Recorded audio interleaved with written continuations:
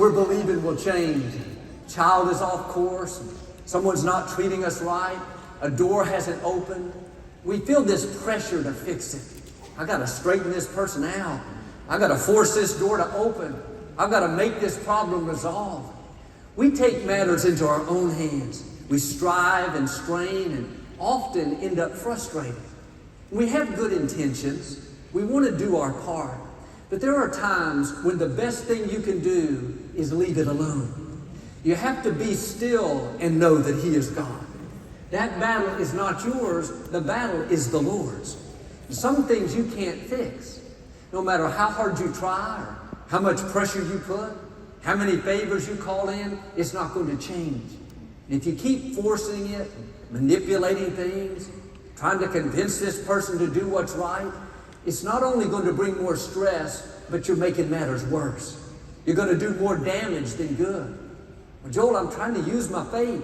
Sometimes it takes more faith to do nothing than it does to get it all stirred up. It takes more faith to leave it alone than it does to try to force it to happen. But there will be this urgency, this underlying pressure telling you you have to do something. You have to defend yourself. Don't let them get away with it. You have to manipulate things so you'll get that promotion. You have to make your loved one do what's right. Don't fall into that trap.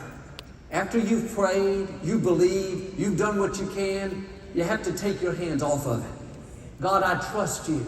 I know you've got this. You're working all things for my good. While I'm waiting, I'm going to stay in peace. I'm going to be still and let you do what only you can do. This was hard for me because I'm a doer. My personality is not to sit back. If I have a problem, a goal, a dream, I'm going to find 6 solutions, call 3 experts, line up 4 options, come up with the strategy, the plan. That's all in the first half of the day. The next half, I'm going to really go to work. I believe in being on the offensive, taking steps of faith. But I've learned some things only God can change. The more you try to force it, the more frustrated you're going to be. The psalmist said, unless the Lord builds the house, we labor in vain.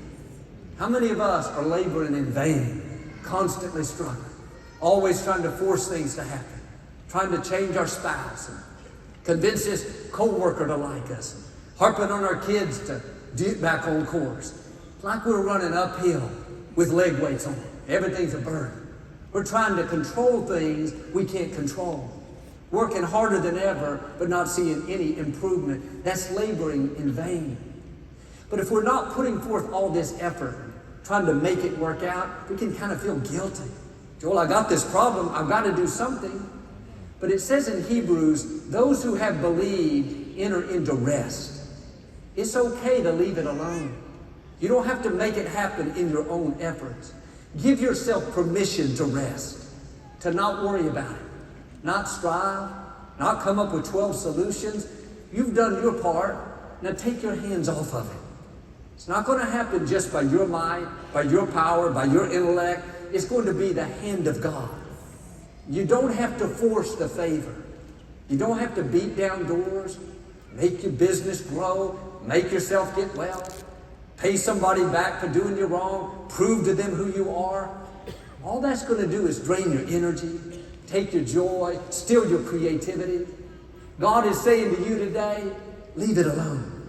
Trust me to handle it. I'm going to bring the right person. I'm going to turn your business around. I'm going to change that child. I'm going to restore your health. I'm going to give you that baby you've been dreaming about. When you turn it over to God, it takes the pressure off. You don't have to figure it all out. You don't have to strive and strain. It's not up to you to make it all happen. You can live in peace knowing that God's got this. He's in control. When it's time for things to change, all the forces of darkness cannot stop Him. Jesus told a parable in Matthew chapter 13. A farmer went out and planted wheat in his field. He did the right thing. He sowed good seeds.